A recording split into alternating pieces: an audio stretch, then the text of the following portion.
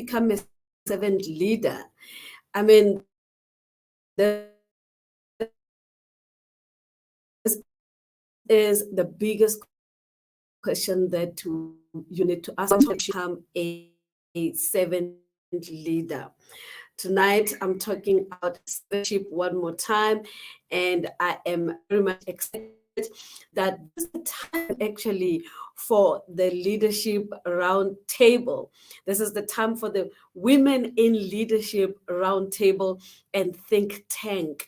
We have done it actually on the site on Zoom, but since we've closed the season for Women in Leadership, a roundtable and think tank, I have since brought it here to YouTube. Isn't that wonderful? Right. So we are here tonight to talk about how can you become a servant leader. Is it a difficult thing? Is it an easy thing? How can one become a servant leader? We're going to look into that in a moment.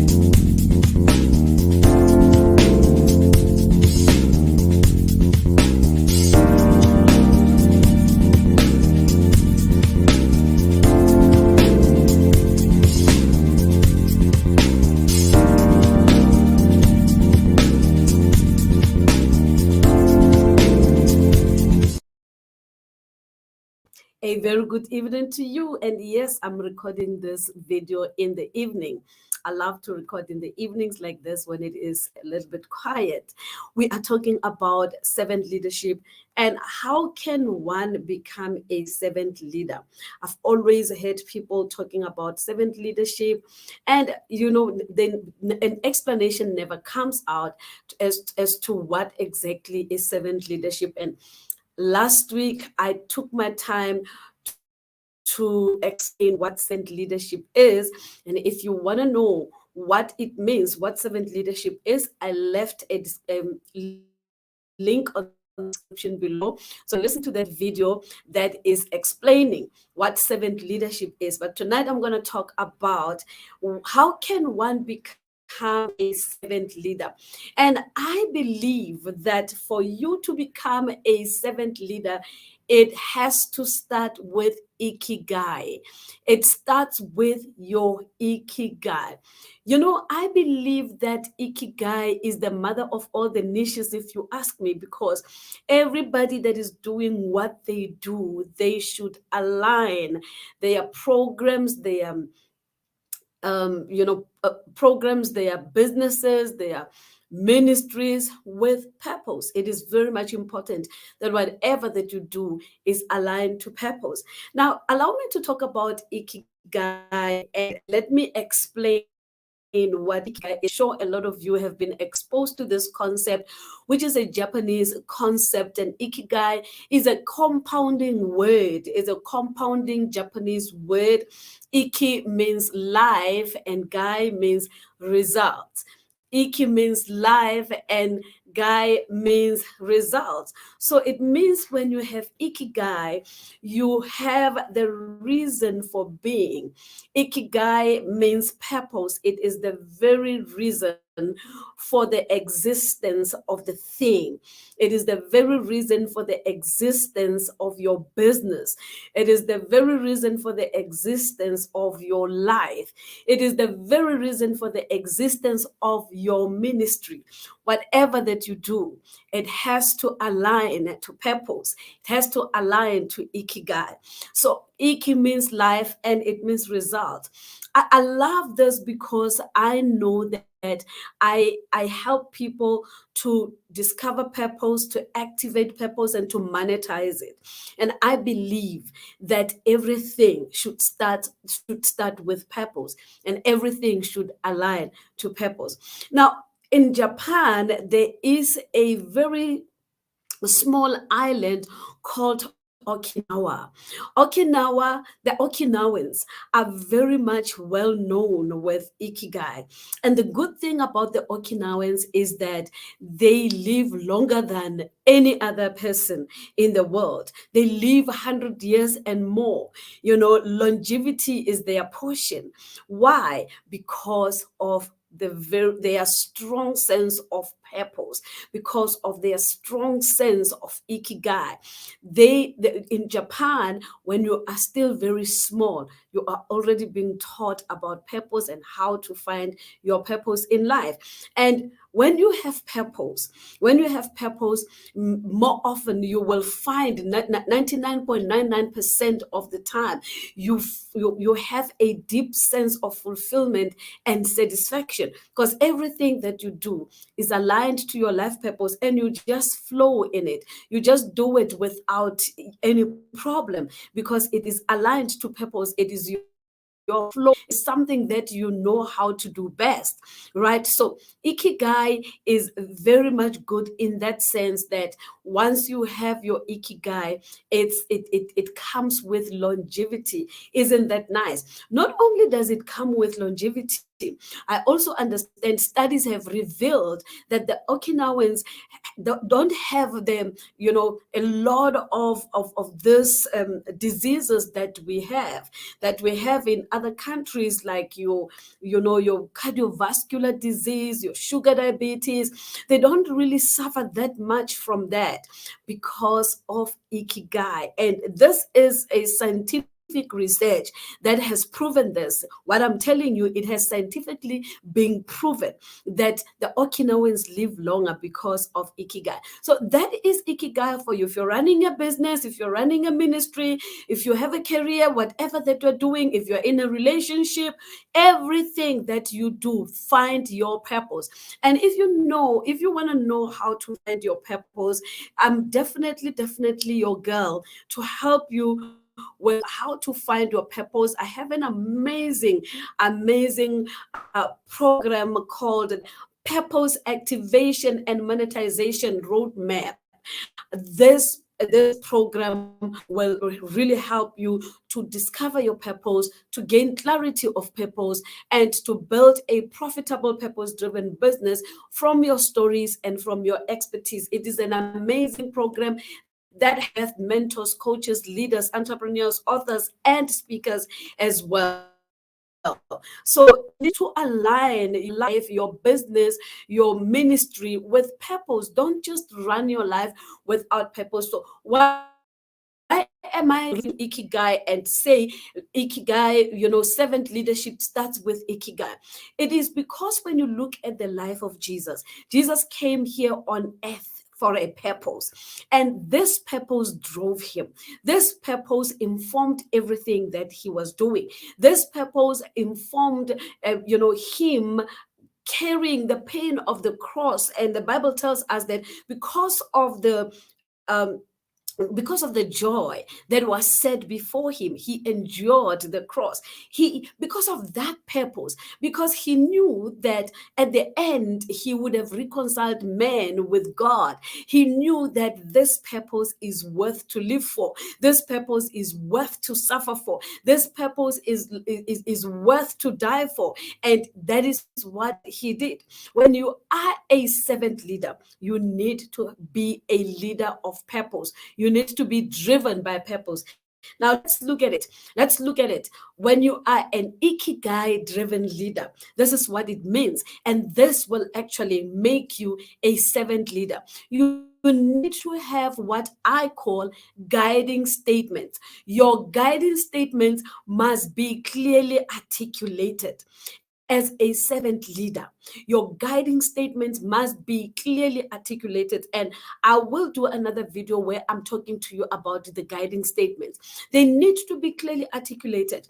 And it is not statements that you have Googled them and you write them down. No, you don't do that. When you Google those statements and you write them down, they are not yours. They belong to the people that have worked on it, that have done research, that have done a lot to come up with those statements. So you don't have to go and Google statements. People just go and write a statement that has been written by someone else. You can't do that. If you need a tagline, you can't go and steal Nike's tagline. Just do it. You cannot do that. You don't know how Nike came to that. You don't know how they arrived at that tagline. You can't just go and steal KFC's tagline. It's finger licking good. You can't do that. You have to do your own work. Work on yourself and work on your project, work on your business. Know what are the results that you want to achieve, and then all of those things, they will inform why you have that kind of a tagline. You can't just say, oh, okay, because McDonald's says I'm loving it, and then you also rush to that and you like, I'm loving it. No, no, no, no. You don't know how they arrived at that tagline. So there is a lot of work that needs to be done before you put your guiding statements in place. And I teach people how to craft their inspiring and compelling guiding statements. You need to know how to do that, and that gives you the foundation, a very strong foundation of what you are doing. So as an Ikigai driven leader, you must have all your guiding statements clearly articulated, because how are you going to lead if those statements are not clearly articulated? I'm going to talk to you about this statement in another video, but you need your guiding statements to be clearly articulated so that people that are working with you, your team, can understand where your organization is going, how your organization is going to get there, what your organization needs for it to get there.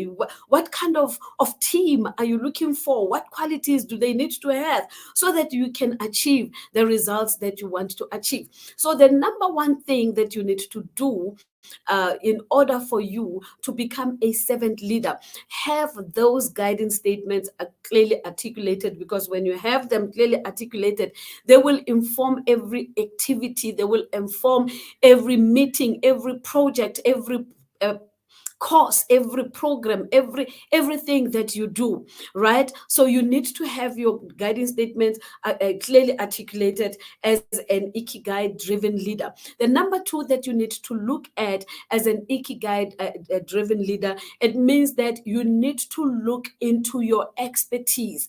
As you craft those guiding statements, also check what are your expertise.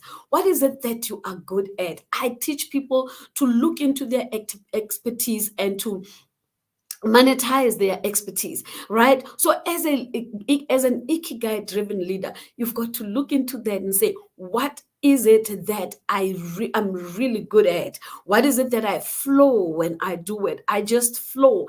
I don't even have issues. I don't struggle. When I do this, I know that I'm in my zone of genius, and I just go, and nothing can stop me. I just enjoy what I'm doing. It also goes with what you love, what you're passionate about, right? So you when you're doing that, you can even forget that, by the way, you've got a cup of coffee next to you, because it will go cold.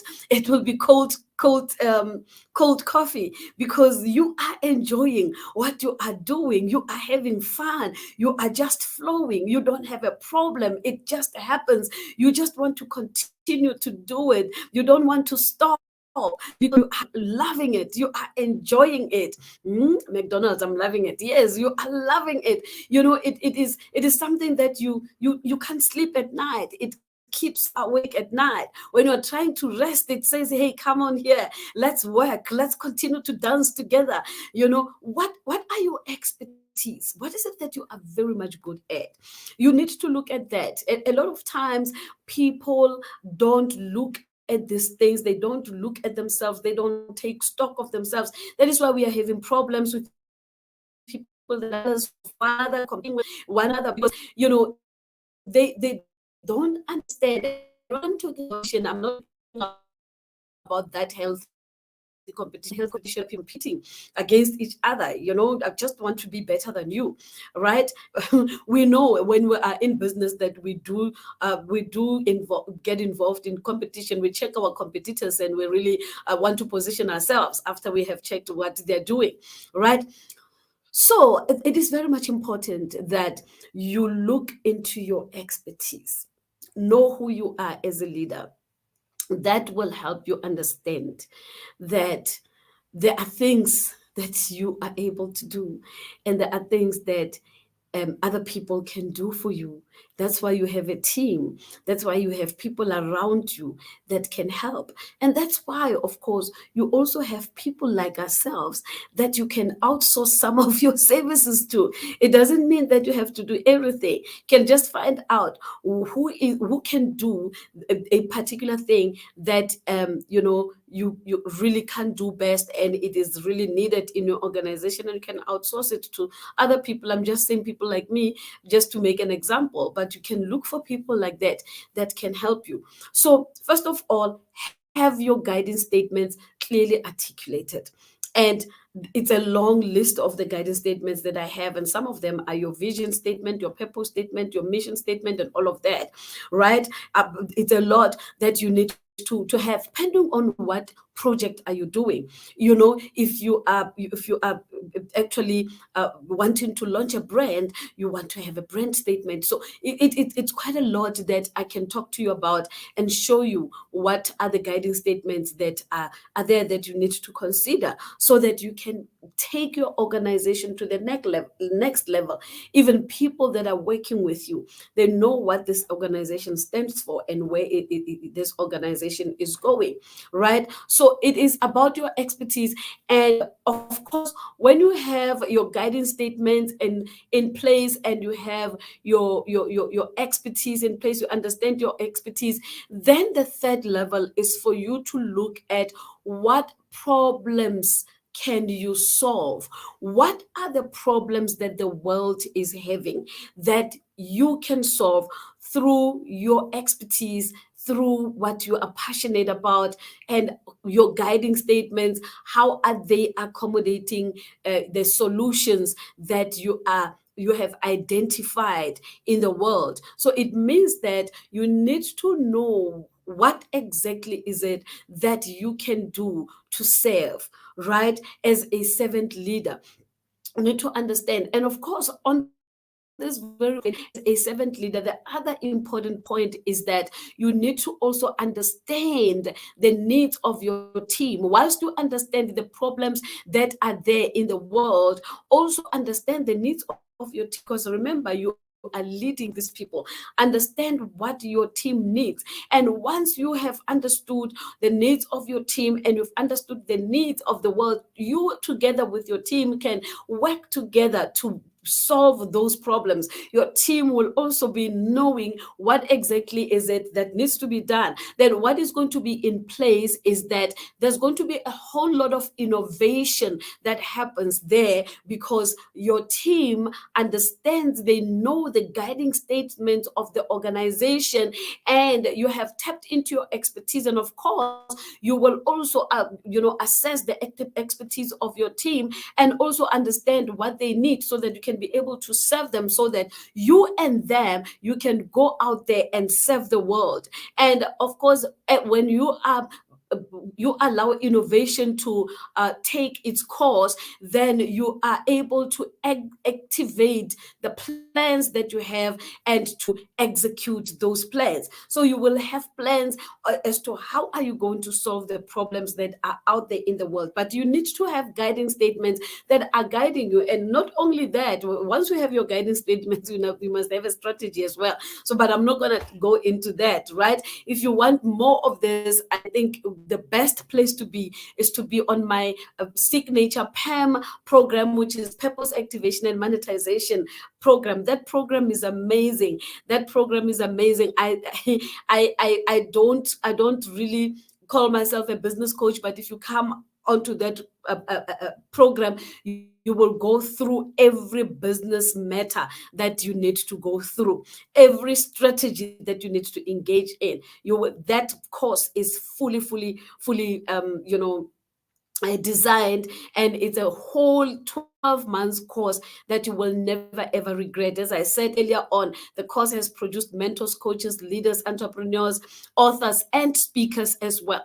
It is a powerful course, so you need to jump into that course and do it if you want me to go deeper, if you want to understand these issues that I'm talking about very much deeper, right? So that is what is going to happen. You have your expertise expertise in place, the expertise of your team in place have been assessed properly. You know what are they good at, how can they add value into your organization. You will find that now you are able to put plans in place. You are able to be innovative and to activate your plans and to execute your plans. I feel like I'm giving you a lot of information right here. I'm telling you. Um, so once all these three things are in place and you are able to benefit from them, you're still going to benefit from this, of course, by your team having a sense of ownership and accountability, and your team will also you will experience collaboration and team effectiveness. So those are the benefits of actually making sure that you have your guiding statements clearly articulated, and you have you understand your skills, you know who you are, you understand what you're good at, you understand your flow, you understand your zone of genius, and so do you understand the zone of genius for your team, and what is it that they are good at, what is it that they excel in, and together you with your team will form a very strong team to make sure that you accomplish or you execute those guiding statements. And as you do that together, you will experience collaboration and team effectiveness, and you'll become innovative, and you will also experience the execution of those strategies and the plans that are in place. And of course, you will also be able to experience what I call ownership and accountability. Your team will own up to the projects that you have. So do you see how important it is for you to become an Ikigai driven leader? Because now you will be able to serve your team, and you together with your team, you will be able to serve the world. When you understand the purpose of the thing, you are able to understand the challenges that you are going through, and you are able to deal with your team in a way that is favorable. Right? And now the last thing is that the part that everybody likes is that now you will be looking at the financial value. You will be looking at the monetization part of the whole thing, because when all these things are in place, you will be able to see profits. When your team is performing the way it should perform, when your team is treating your clients with integrity, with professionalism, when your team is taking care of your clients, then indeed you are going to make profits. So even you as a leader, it means you have to serve the leaders that you are leading, that your team, you need to serve them. You need to make sure that they are happy, they are satisfied, they are content, they know what they're doing, they're trained, you train them, you expose them to information, you develop other leaders around you. As you develop yourself as a leader, you also develop other leaders around you. And once you have all these things in place, you've got a very, very powerful organization. And even you as a leader, you are able to operate as a servant leader because you have a sense of purpose. You have a sense of Ikigai. You understand why you are there in that organization. You understand why you're doing the things that you are doing, the projects that you're doing, the programs that you're doing. There's a why, and your why is big. Your why is big enough for you to continue to do those things. So, my good friends, this is what I wanted to share with you tonight. In order for you to become a servant leader, you need to first become an Ikigai-driven leader. This will lead you in a place of servanthood where you will be able to serve. Have your guidance statement clearly articulated. Tap into your experiences. Know what you're good at. Know what you can do. Know what you cannot do. And know what your team is capable of. Know what your team can deliver, and tap into the expertise of your team so that you can maximize your full potential in your organization. And also be aware of the problems that are there, and notwithstanding the needs that your team have. If your team needs support, if your team needs if your team needs you to support them, if your team needs training, counseling, mentoring, coaching, know all of that so that you can be able to help them. And once you are doing that, you will go into the level of profits. You will be able to make profits. I trust that you have loved this video. If you have loved this video, please click the link below and buy me a cup of coffee. Keep me caffeinated so that I can keep on coming with good content for you, my purpose-driven tribe. Get me some coffee. I will really, really appreciate that. And of course, if you want more from this kind of presentation, if you want more information, you can tap into my purpose activation and monetization roadmap and sign up for that program. You will not regret it. You will understand what you're doing in your organization. You'll understand your purpose. You'll gain clarity of purpose, and you will be able to build a profitable purpose-driven business from your stories and expertise. Just to remind you, session is called the Women in Leadership Roundtable and Think Tank. We've always done it on the Zoom. We've been doing it privately. We've not done it here on YouTube. But I'm sure if you like this, if you show me that you like these presentations, I will bring them on YouTube. I won't stop, but I will continue to talk about this on YouTube every Wednesday around about this time. So if you like it, please drop me a like there, and don't forget to click the subscribe button. Please click the subscribe button and hit that notification bell so that you can get notified when I go live again. Get notified even if I don't go live. Just when I drop a video, you are able to see that I've dropped something. I really, really appreciate that. Thank you so very much for watching, and keep on visiting me every Wednesday. I will be here to just share some nuggets with you. I speak on purpose. I speak on purpose, leadership, entrepreneurship, and of course, I love coaching, and I speak a lot about coaching because I train coaches. So I also will be talking about coaching. So it's 4 things here. I'm going to be speaking about purpose, leadership, entrepreneurship, and coaching. Please do join me all the time. Visit this channel all the time and see what I've got. Please share with your friends the information that you find here. I'm sure your friends would love to listen to these videos, especially if they are on leadership. And of course, even if they are coaches, I will be sharing some stuff for the coaches as well here. Please do share and click that notification bell, hit that subscribe button. Don't forget to smash that like, that finger, smash it and give me a like. And if you do that, I will really, really appreciate it. I will drop more videos. Don't forget to buy me coffee. I left you the link at the bottom there for you to, on the description box, for you to buy me coffee. Thank you so very much. And